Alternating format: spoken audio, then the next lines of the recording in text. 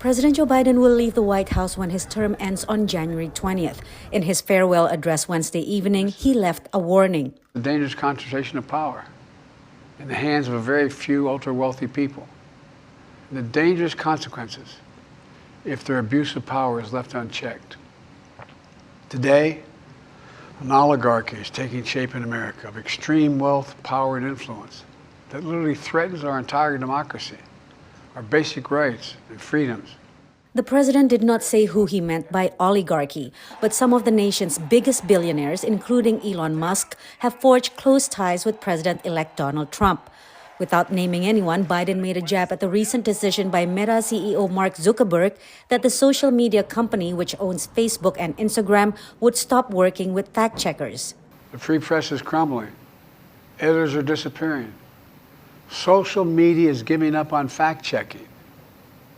The truth is smothered by lies, told for power and for profit. Biden ended his term on a high note on foreign policy. Just hours earlier, he announced that Israel and Hamas had reached a ceasefire and hostage agreement in Gaza.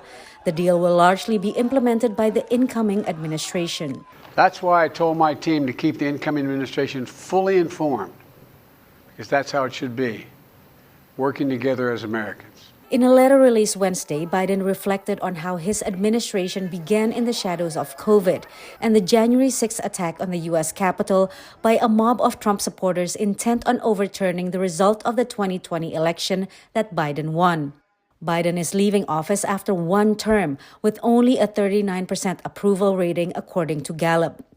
How his legacy will be remembered may also depend on his successor. If Trump is really proves to be as dangerous to democratic norms as Biden and the Democrats suggested, then I think he may be seen as very prophetic. But otherwise, I think if things are less apocalyptic with Trump and you see more or less a more normal presidency that runs into problems and has some achievements, I think Biden will be more remembered for what he actually accomplished. Biden's accomplishment, the White House said, include leading a strong economic recovery. And while Biden attempted to wind down foreign entanglements, he is criticized mostly for the chaotic U.S. exit from Afghanistan.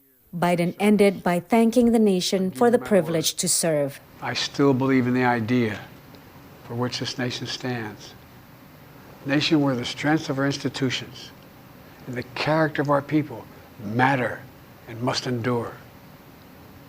Now it's your turn to stand guard. Patsy, Widakuswara, VOA News at the White House.